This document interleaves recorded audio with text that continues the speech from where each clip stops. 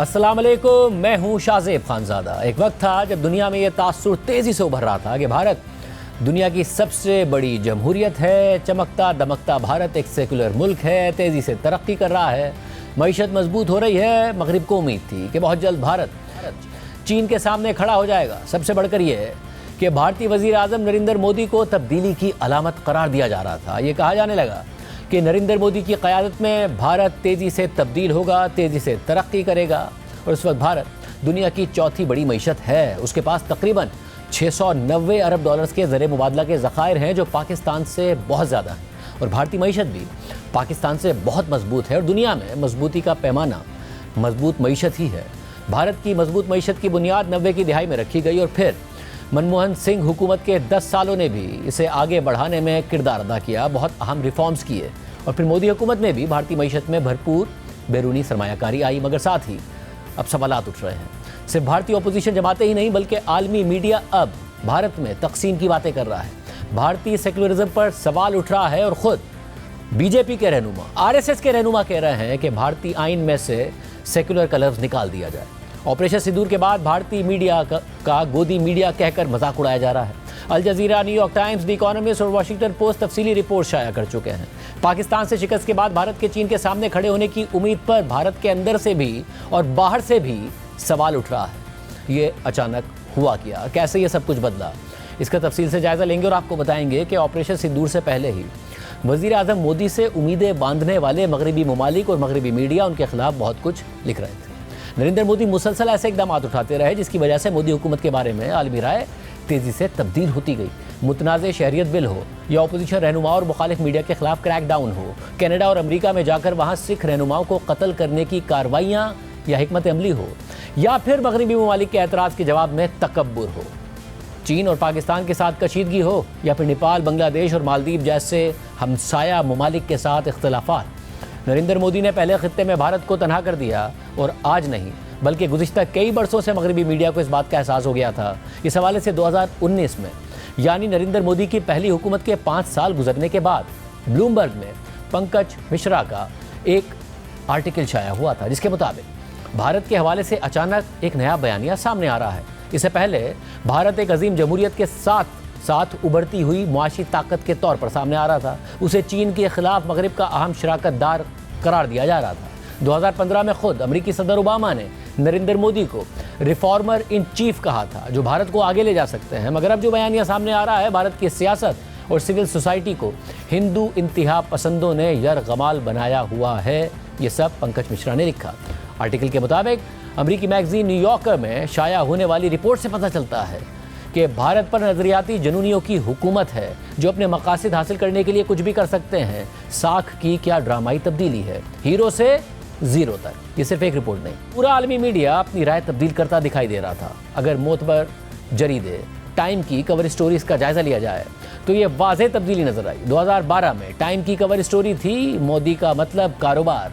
फिर 2015 में टाइम की कवर स्टोरी थी मोदी क्यों अहम है। इसके बाद टाइम की 2019 की कवर स्टोरी थी मोदी भारत का डिवाइडर इन चीफ, यानी भारत को तकसीम करने वाला। मई 2019 में शाया होने वाली टाइम मैगजीन की स्टोरी की हेडलाइन थी कि क्या दुनिया की सबसे बड़ी जमहूरियत मोदी हुकूमत के मजीद 5 साल बर्दाश्त कर सकेगी।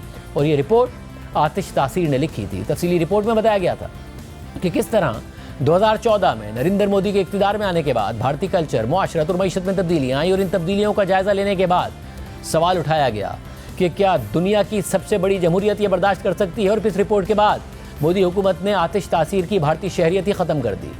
इसी तरह अगर सिर्फ मारूफ बिजनेस मैगजीन द इकोनॉमिस्ट की कवर स्टोरीज़ का जायज़ा लिया जाए तो ये तब्दीली नज़र आती है। अप्रैल 2014 में द इकोनॉमिस्ट की मस्बत कवर स्टोरी थी कि क्या कोई नरेंद्र मोदी को रोक सकता है। फिर मई 2015 में कवर स्टोरी थी भारत का वन मैन बैंड। इसके बाद जून 2017 को टाइटल स्टोरी थी मोदी का Bharat the illusion of reform, यानी इस्लाहात का धोखा। इसके बाद मार्च 2019 की कवर स्टोरी थी मोदी का खतरनाक लम्हा। यहाँ ये बात वाज़ेह करना ज़रूरी है कि किसी अखबार में अपनी राय लिखना अलग बात है और कवर स्टोरी अलग बात है।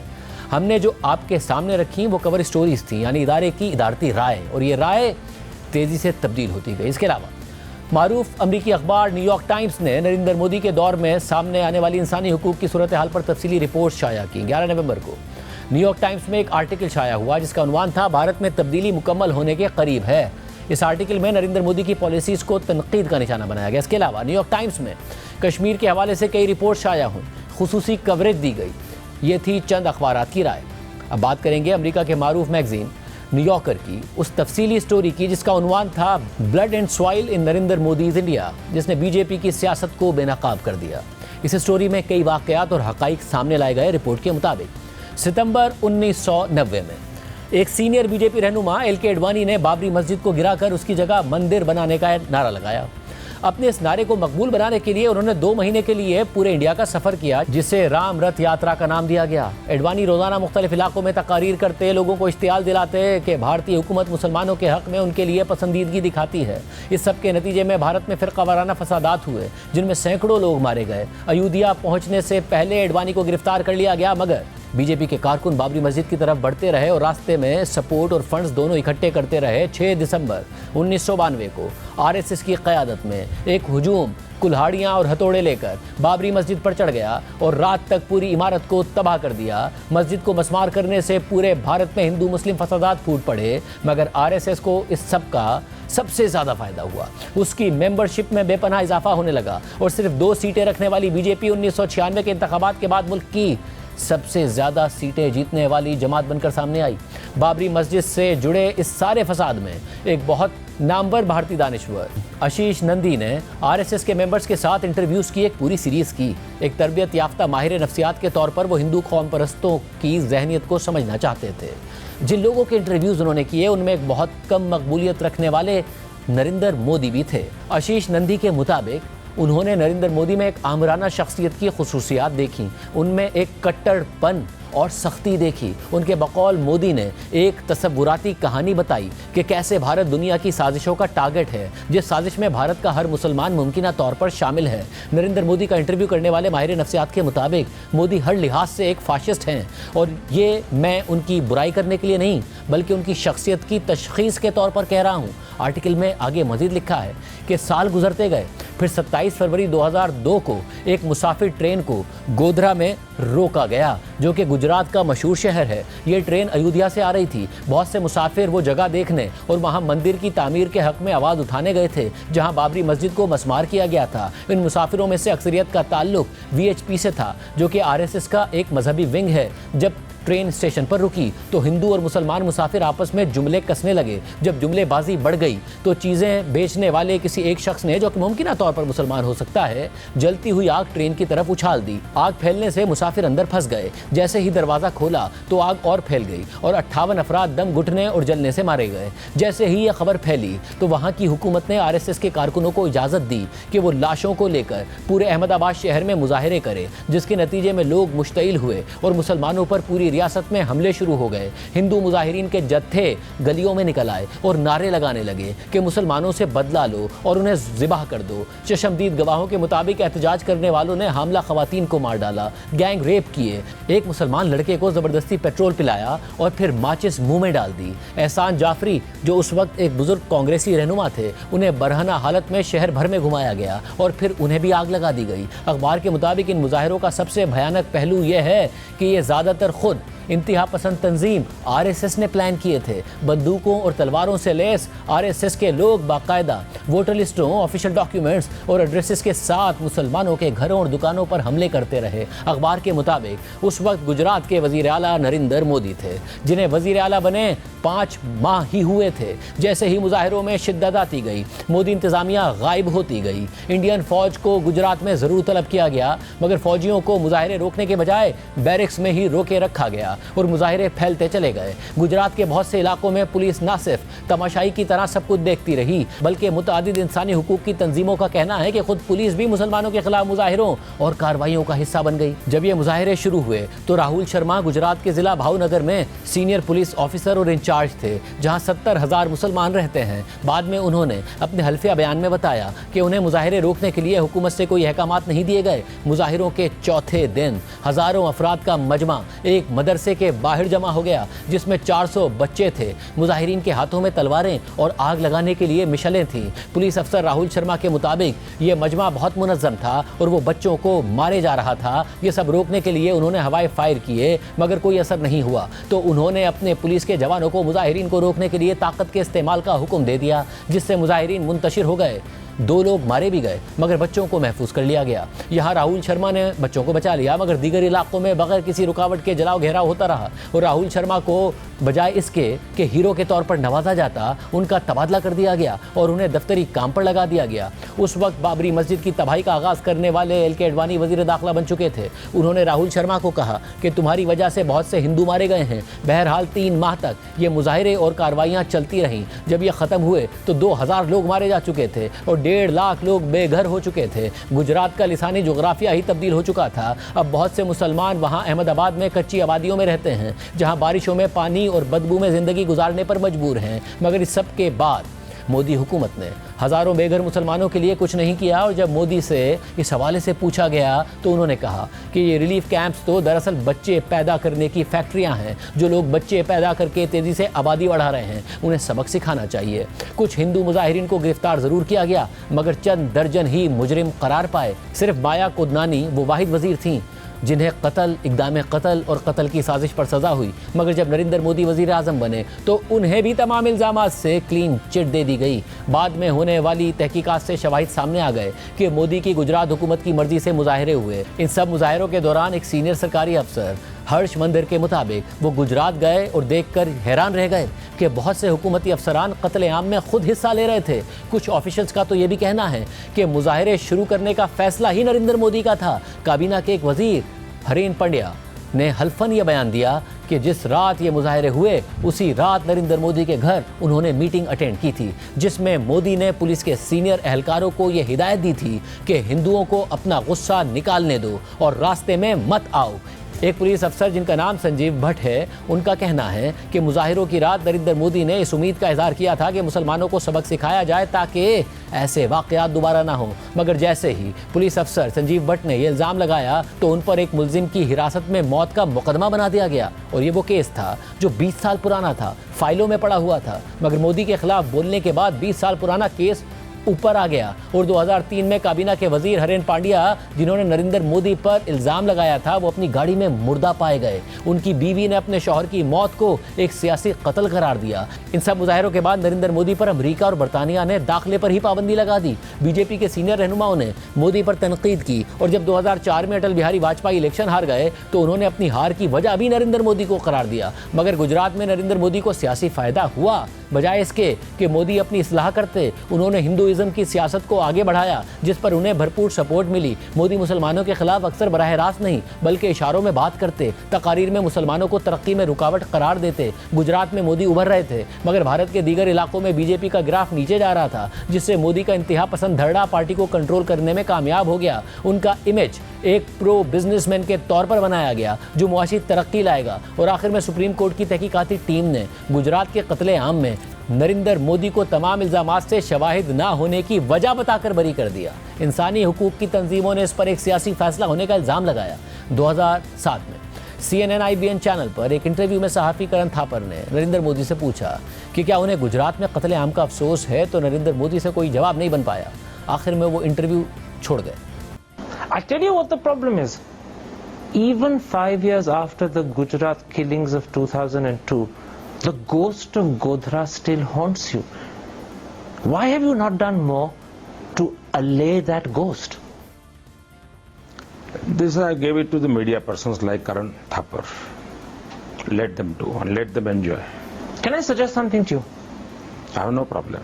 Why can't you say that you regret the killings that happened? Why can't you say that maybe the government should have done more to protect the Muslims? What I have to say, I have said at that time, and you can find out my statements. Just say it again. Not necessary. I have to talk about the in 2007 everything. What you want to talk? But by not saying it again, by not letting people hear the message repeatedly, you're allowing an image that is contrary to the interest of Gujarat to continue. It's in your hands to change it. I'll have to rest. Purple water. Yeah. पानी आप पीछे दोस्ती बनी रहे। अपनी दोस्ती बनी रहे यार। You came here, happy and thankful to you. It's okay, और थिंग्स आपके आइडियाज हैं, आप बोलते रहिए, करते रहिए।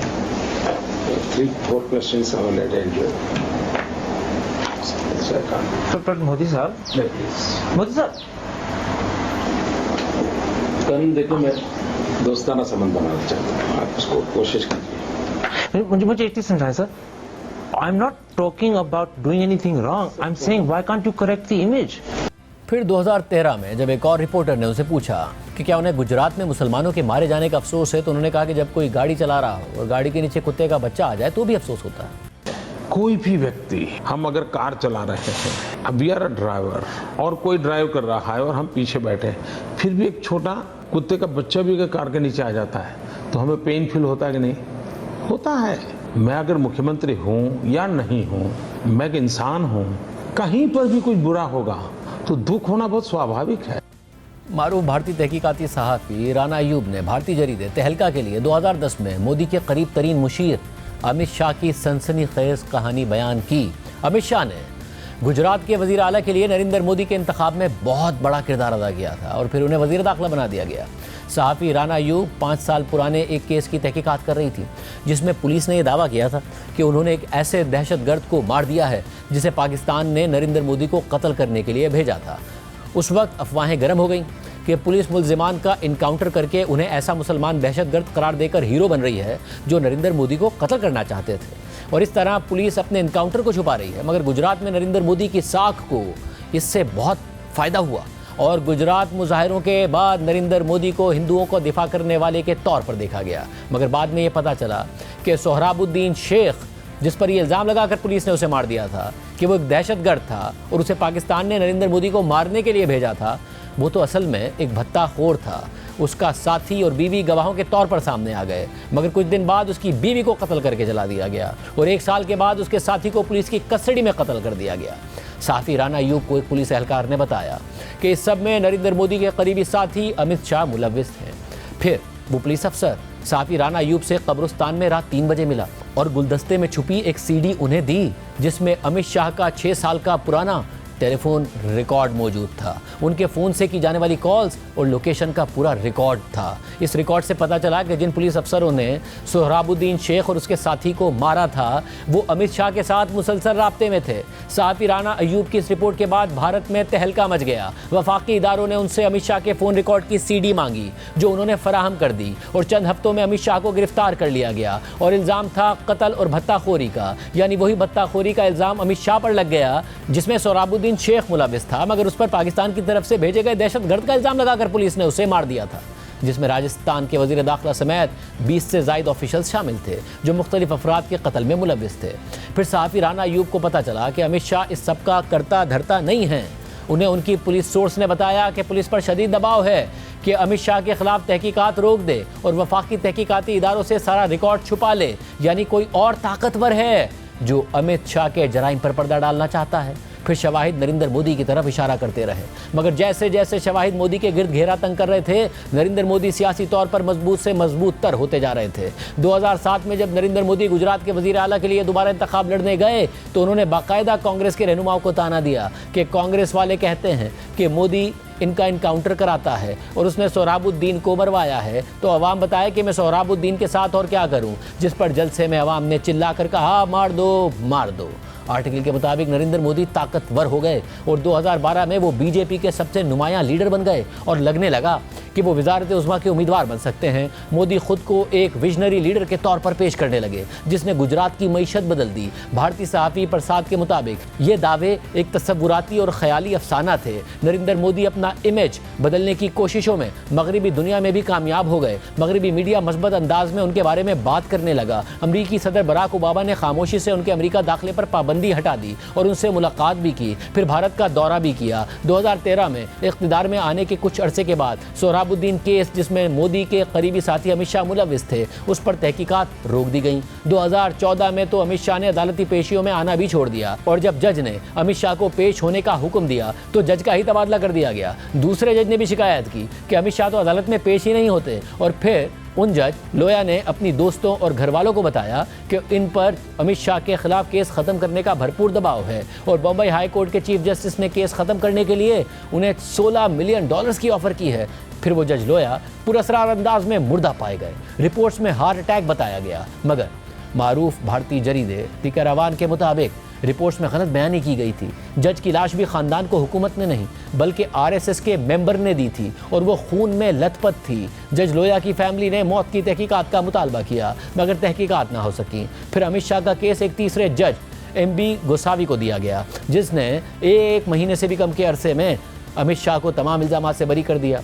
जबकि बाकी मुल्जिमान के ट्रायल की बारी आई तो गवाह मुकर गए। 92 गवाह प्रोसिक्यूशन के खिलाफ हो गए। जिस अफसर ने अमित शाह के खिलाफ तहकीकात की उनका तबादला कर दिया गया। जब उस अफसर ने जल्द रिटायरमेंट की दरख्वास्त की तो उसे मुअत्तल कर दिया गया। और जब तक अमित शाह बरी हुए तो उस वक्त नरेंद्र मोदी उन्हें बीजेपी का सदर और अपनी मखलूत हुकूमत का चेयरमैन बना चुके थे, यानी मुल्क का दूसरा ताकतवर तरीन शख्स बना चुके थे।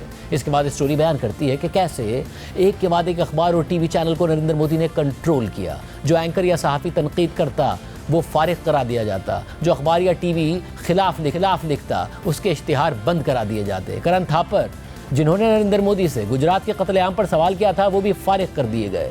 मुसलमानों पर हमले होने लगे, स्कूल टेक्स्ट बुक्स को बदला गया और फिर शरीयत से मुतालिक मुतनाज़ बिल का फैसला किया गया। एक के बाद एक मुतनाज़ फैसले के बाद नरेंद्र मोदी के हवाले से दुनिया की राय तब्दील हो गई और आज भारत दुनिया की चौथी बड़ी मईशत होने के बावजूद सिफारती नाकामी से दो चार नज़र आ रहा है। पाकिस्तान के खिलाफ बयानियाँ बनाने और मुख्तलिफ ममालिक से बयानात दिलवाने में नाकाम है। सदर ट्रंप बार बार पाक भारत सीज़ फायर का क्रेडिट लेकर मोदी को शर्मिंदा कर रहे हैं। भारत में मजहबी तफरीक और बढ़ गई है। बीजेपी कारकुनों की मुख्तलिफ रियासतों में गुंडागर्दी हर दूसरे दिन भारत में सोशल मीडिया की जीनत बनती है और गोदी मीडिया खामोश रहता है और बीजेपी अपने हिंदुत्व नज़रिए को आगे बढ़ा रही है। आम बात यह है कि नरेंद्र मोदी की पार्टी जब से हुकूमत में आई है तब से भारतीय मीडिया का एक बड़ा हिस्सा नरेंद्र मोदी के बयानियों को लेकर आगे बढ़ रहा है। नरेंद्र मोदी मौजूदा दौर में ऐसे वाहिद वज़ीर आज़म हैं जिन्होंने गुज़िश्ता 10 सालों से कोई प्रेस कॉन्फ्रेंस नहीं की, आज़ाद सहाफ़ियों के सवालों का कोई जवाब खुद नहीं दिया, बल्कि वज़ीर आज़म मोदी पर तो ये इल्ज़ाम लगाया जाता है कि वो सिर्फ अपने मनपसंद अदाकारों और सहाफ़ियों को ही अपने मनपसंद सवालात पर इंटरव्यूज़ देते हैं और भारतीय सहाफ़ी और अदाकार नरेंद्र मोदी से उनकी कारकर्दगी पर सवालात करने के बजाय उनसे ये सवालात करते नज़र आते हैं कि वो आम कैसे खाते हैं, उनमें इतनी एनर्जी कहाँ से आती है, वो इतना काम कैसे करते हैं, मोदी को क्यों अपने लिए कुछ नहीं चाहिए, वो क्यों इतनी ज़बरदस्त तकारीर करते हैं और कैसे करते हैं और मजाक कैसे इतना अच्छा कर लेते हैं, अपोजिशन के खिलाफ कैसे वो फ्रंट फुट पर ज़बरदस्त बैटिंग करते हैं। प्रधानमंत्री जी पूछता है भारत, प्रधानमंत्री जी ने जो 75 डेज की रिपोर्ट कार्ड हमारे सामने रखी उसे हमें ऊर्जा मिली कि नहीं मिली? Did we all feel energized by that और नॉट? लाउडा। आपके स्टाइल और आपकी थिंकिंग को कोई ट्रेडिशनल पॉलिटिकल एनालिस्ट या ट्रेडिशनल इकोनॉमिस्ट समझ नहीं पाते हैं, बिल्कुल नहीं समझ पाते हैं Modi ji. And in 2 months you are going to start your 3rd term। Modi ji 7-8 हफ्तों में आप एक ऐतिहासिक मैंडेट के साथ अपने ऐतिहासिक 3rd term की शुरुआत करेंगे and we look forward to working with you to taking your vision of the country forward. Thank you from all of us at Republic. बहुत बहुत धन्यवाद प्रधानमंत्री जी। आपको अपने लिए कुछ नहीं चाहिए, एक फकीरी है आपके स्वभाव में। आखिरकार प्रधानमंत्री नरेंद्र मोदी का ऐतिहासिक सूट बिक गया। आप फकीरों की तरह रहते हैं, आप फकीर अपने आप को बताते हैं। इतनी एनर्जी आप कैसे लेकर आते हैं? क्योंकि आपकी उम्र में बाकी लोग शायद कल्पना भी नहीं कर सकते। By the way, Mr. Prime Minister, it was a fantastic speech. Thank you. There was a lot of humor. आप काफी हंसी मजाक भी कर रहे थे उस स्पीच में। Impromptu था क्या? कभी निराशा होती है कि चीजें मोदी जी के हिसाब से उस स्पीड से नहीं चल रही हैं, वो बुलेट ट्रेन की स्पीड से जिस तरह से आपके मन में घटित होती। जैसे कि मैं आपको बताऊं, मेरा ड्राइवर है, उसकी बेटी, उसने मैं उसको पूछ रहा था कि बेटे तो अगर नरेंद्र मोदी जी को, हमारे प्रधानमंत्री को कोई क्वेश्चन पूछना चाहेगी तो क्या पूछना चाहेगी? तो कमाल का सवाल उसने पूछा कि क्या हमारे प्रधानमंत्री आम खाते हैं? ये भी उसका क्वेश्चन है कि आम खाते हैं, और अगर खाते हैं तो क्या काट के खाते हैं या ऐसे गुठली के साथ खाते हैं? मतलब होता है ना, वॉश बेसिन के ऊपर खड़े होके गुठली के साथ आम खाना, उसका मजा ही कुछ और होता है। तो मैं जानना चाहूँगा कि आप आम खाते हो सर? एक तो मैं आम खाता भी हूँ और आम खाना मुझे बहुत पसंद भी है। अच्छा। मगर सवाल ये है कि भारत का मेन स्ट्रीम मीडिया आखिर भारतीय जनता पार्टी के बयानिए को आगे लेकर क्यों बढ़ रहा है और कैसे नरेंद्र मोदी की हुकूमत ने मीडिया को मुकम्मल तौर पर दबा दिया है। 2014 के इंतखाबात से पहले ही बीजेपी के करीब समझे जाने वाली कारोबारी शख्सियात ने नाकिद मीडिया हाउसेस को खरीदने का अमल शुरू कर दिया था। 2014 में मुकेश अंबानी की कंपनी रिलायंस ने भारत के एक बड़े मीडिया ग्रुप नेटवर्क 18 को खरीद लिया और फिर जब बाकायदा बीजेपी की हुकूमत आई तो सबसे पहले इस पार्टी ने मीडिया को अपने कंट्रोल में लाने का अहम काम किया। तनकीदी आवाज़ों को दबाने की कोशिश की गई, मीडिया मालिकान को मजबूर किया गया कि वो अपनी तनकीदी पॉलिसी का खात्मा करें और जिन्होंने ऐसा नहीं किया उनके खिलाफ केसेस बनाए गए, उनके दफातर पर छापे मारे गए, नाकिद सहाफ़ियों को नौकरी से निकलवा दिया गया, नाकिद टीवी चैनल्स और अखबारों के इश्तिहारात बंद करा दिए गए और मोदी के करीबी बड़ी कारोबारी शख्सियात के जरिए मीडिया हाउसेस को ख़रीदा गया, उनकी पॉलिसी तब्दील कराई गई। अल जज़ीरा टीवी ने भारतीय मीडिया पर एक तफसीली रिपोर्ट बनाई जिसमें बताया गया कि कैसे भारतीय मीडिया नरेंद्र मोदी के मफादात को आगे लेकर बढ़ रहा है और कैसे आम चैनल्स की कवरेज का बड़ा हिस्सा महंगाई और बेरोजगारी के बजाय भारतीय जनता पार्टी के मुखालफिन को टारगेट करता है। उनके प्रोग्राम्स और ख़बरों के अहम मौज़ूआत में फ़िरक़ावाराना मसाइल और पाकिस्तान का मौजू सर फहरिस्त रहा है। इसी रिपोर्ट में तफसीली तौर पर यह भी बताया गया कि कैसे नाकिद मीडिया चैनल NDTV को नरेंद्र मोदी की हुकूमत में टारगेट किया गया और फिर नरेंद्र मोदी के करीबी समझे जाने वाली कारोबारी शख्सियत गौतम अडानी के जरिए इस चैनल को ही खरीद कर इसकी पॉलिसी तब्दील करवा दी गई। इस रिपोर्ट में यह भी बताया गया कि कैसे गुजरात के फसादात से मुतालिक बनने वाली BBC की डॉक्यूमेंट्री के बाद भारत में BBC के दफातर पर छापे मारे गए और नरेंद्र मोदी के इक़्तिदार में आने के बाद गैर मुल्की सहाफ़ियों को किन मुश्किलात का सामना करना पड़ा। ये इसलिए भी अहम है क्योंकि पाकिस्तान में तो तारीख़ी तौर पर मीडिया कदगनों का सामना करता रहा है, अब भी कर रहा है, मगर भारत के मीडिया को देखा जाता था कि वहाँ पर एक आज़ादी है, मगर मोदी के आने के बाद वो आज़ादी कुचल दी गई है। भारतीय मीडिया को मुकम्मल तौर पर इस वक्त तबाह किया जा रहा है। सिर्फ यही नहीं, 2021 में किसानों के एहतजाज के दौरान भारतीय हुकूमत ने सोशल मीडिया प्लेटफॉर्म ट्विटर, जो अब एक्स कहलाता है, पर पाबंदी आयद करने की कोशिश की।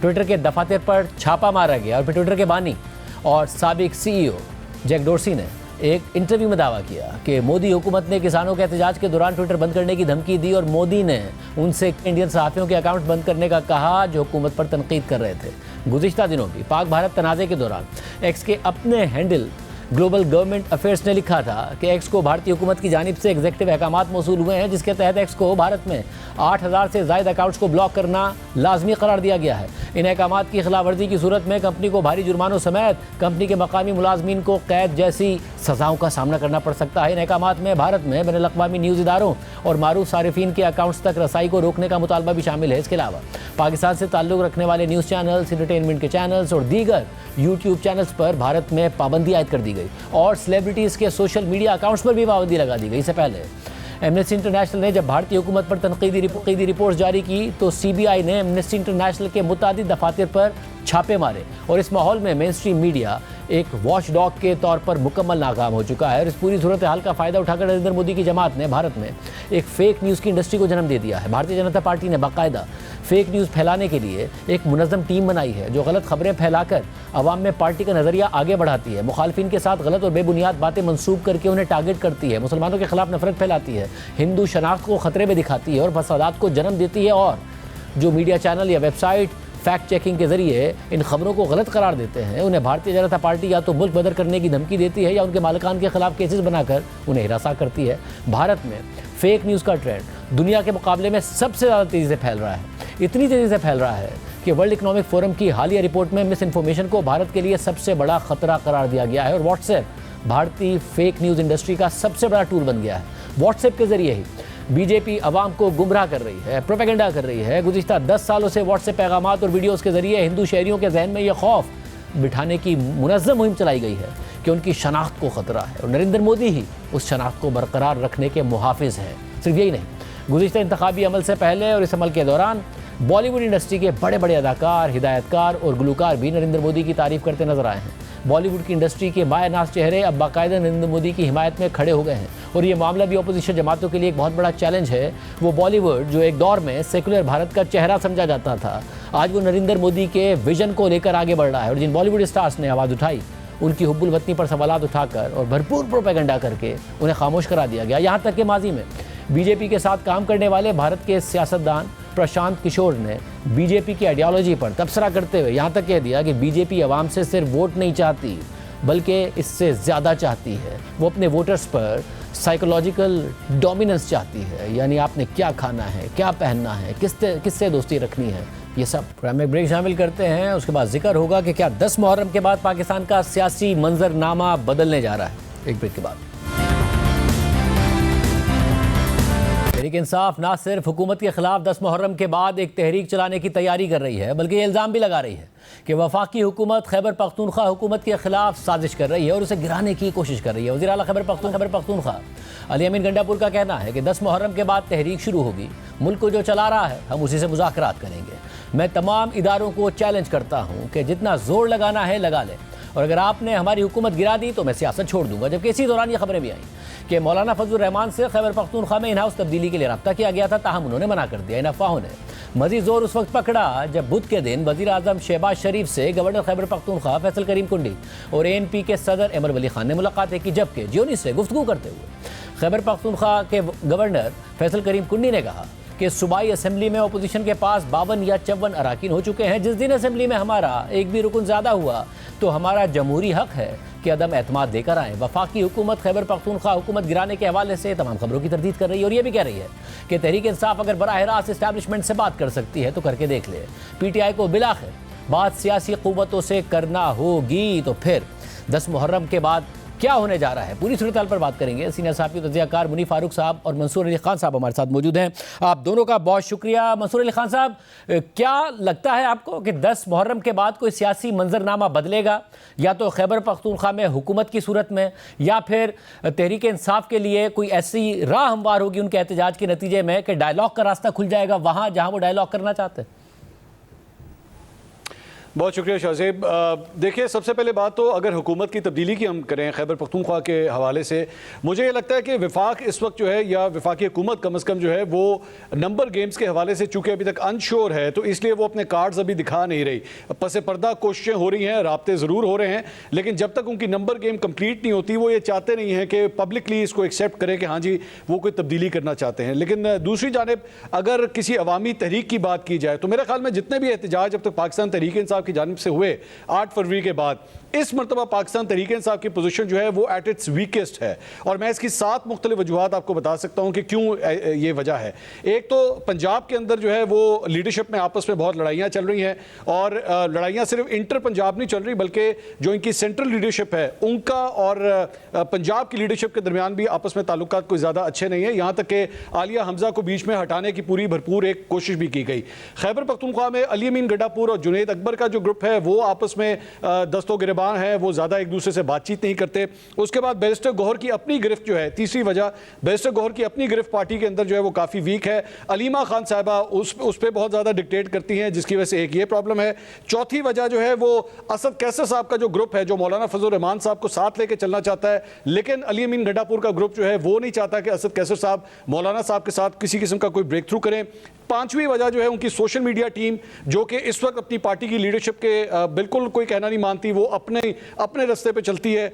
छठी वजह कारकुनों का एतमाद, थकावट का जो है एक एलिमेंट आ चुका है, वो फिटीग आ चुकी है, बार बार एहतजाज करने के बाद बदएतमादी भी हो चुकी है, माजी का तजुर्बा बड़ा जो है वो सख्त है। और सातवीं वजह मज़ाहमत या मुज़ाकरात, इस कन्फ्यूजन के अंदर भी जो है वो पूरी पार्टी के अंदर एक डिवीजन पाया जाता है। तो मेरा ख्याल में पाकिस्तान तहरीक इंसाफ इस वक्त जो है वो अपनी बड़ी वीक पोजीशन पे है कोई बहुत बड़ी तहरीक शुरू करने के हवाले से। बड़ा अहम नकात उठाए हैं इस वक्त मंसूर अली खान साहब ने। मुनीर फारूक साहब, आप की इंफॉर्मेशन क्या कहती है, आगे से कहीं ना कहीं बर्फ पिघलने का इम्कान होगा अगर 9-10 मुहर्रम के बाद तहरीक इंसाफ सड़कों पर आने का कह रही है, कि आसानियां कहीं ना कहीं हो?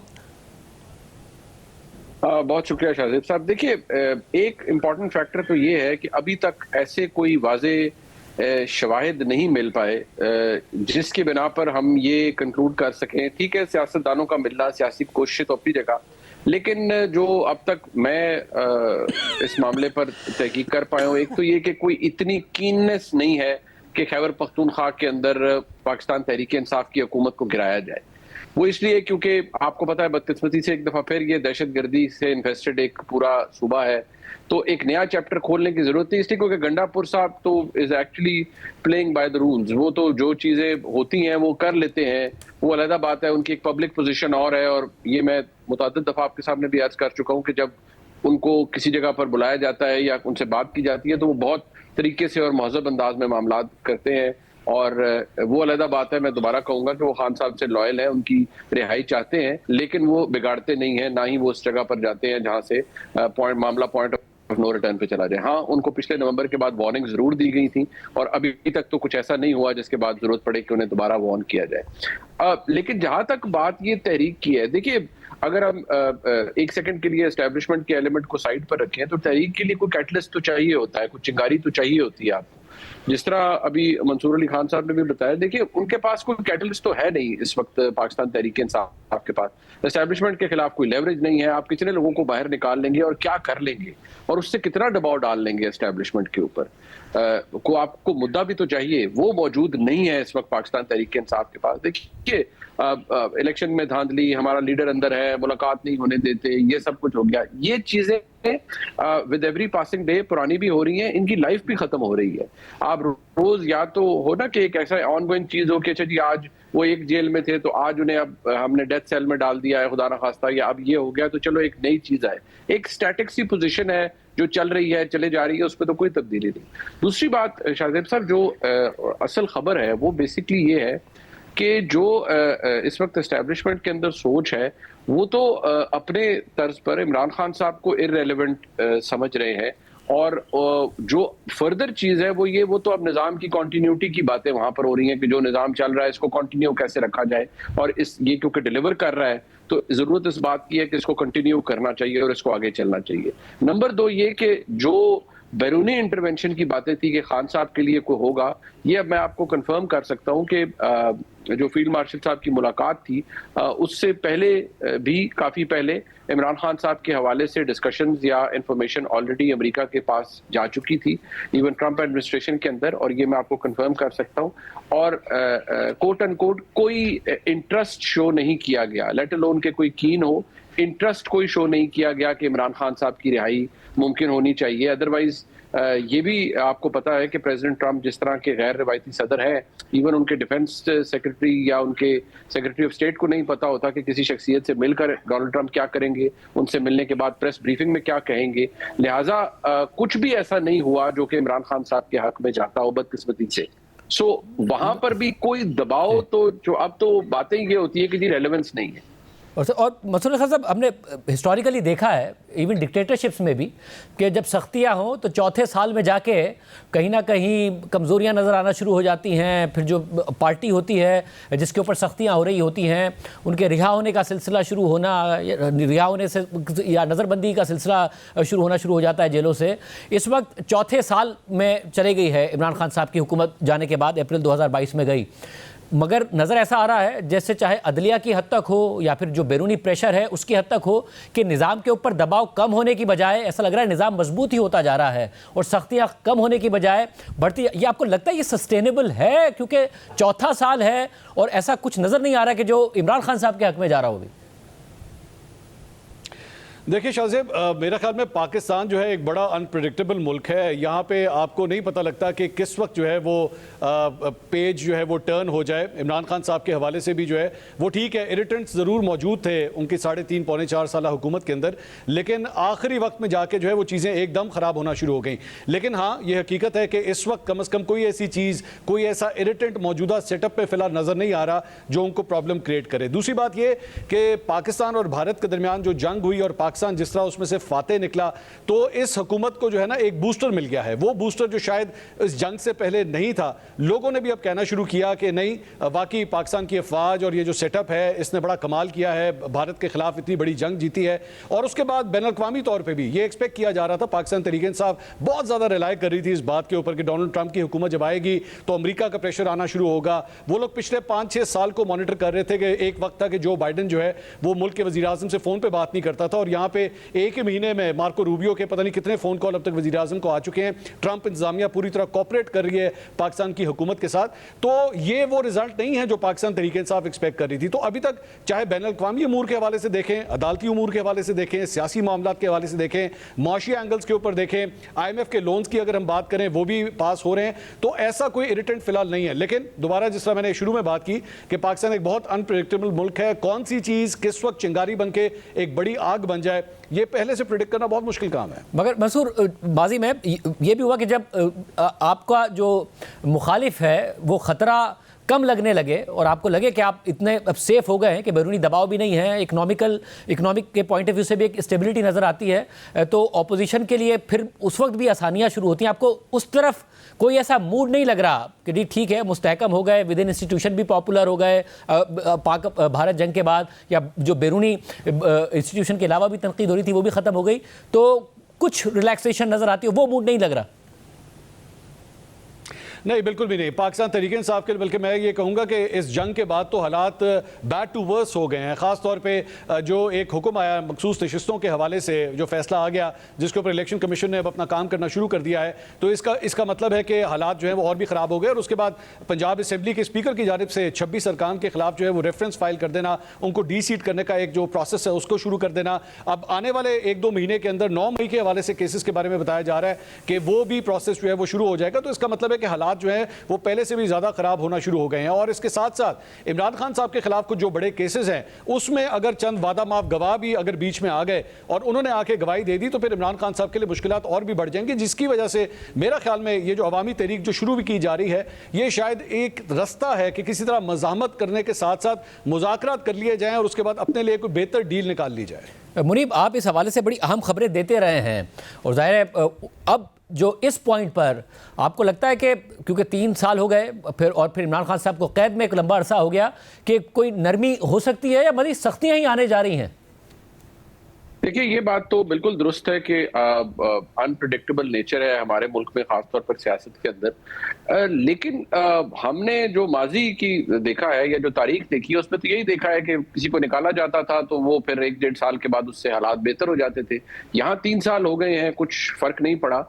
और वो ऐसा उसमें स्टांस अनशेकन है कि आप एवरी टाइम यू इंक्वायर या you try to gather some information, तो आपको वही चीजें, वही इंडिकेशंस मिलती हैं कि यहाँ तो कुछ तब्दील नहीं हो रहा। और this has come as a surprise to me also as a journalist के ये एक मेरे ख्याल में नई तारीख लिखी जा रही है कि इतनी स्टिफनेस और इतनी रिजिडिटी कि आपका स्टांस यानी एस्टेब्लिशमेंट का तब्दील हो ही नहीं रहा इस हवाले से।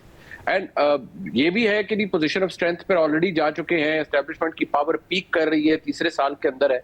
लेकिन इस चीज को ये गौर तलब है शाहजेब साहब कि ये हमारे नजदीक 3 साल को हम देख रहे हैं और व्यू कर रहे हैं, लेकिन जो माजी में भी इस तरह की बहुत प्लानिंग्स हमने देखी सुनी कि ये हो जाएगा वो हो जाएगा, लेकिन अभी भी जो बातें हो रही हैं वो ये हो रही हैं कि आगे क्या होना है और आगे क्या चलना है। So with that thinking process in mind, यहाँ कोई इमरान खान साहब को के साथ क्या करना है या उनको रिलीज कैसे करना है, क्या होना है, वो तो इसके बारे में कोई अभी नहीं। बल्कि कुछ लोग तो ये कहते हैं कि उन्होंने लंबा जेल में रहना है, बट गॉड नोज के हमारे मुल्क की तारीख तो ऐसा नहीं बताती कि ऐसे हो। लेकिन फिलहाल तो कोई दूर दूर तक इरादा नजर नहीं आ रहा कि इमरान खान साहब से कोई बात करे या उनसे कोई रिप्रोचमा करे। और यकीन मानिए, जब ये बातें बहुत से जगहों पर की जाती हैं कि ये ऑफर कर दी गई, वो ऑफर कर दी गई, तो बहुत से लोग बहुत सी जगहों पर बैठ के हंस रहे होते हैं कि भाई कौन सी ऑफर्स किसी को की गई हैं और कौन सी बातें की गई हैं।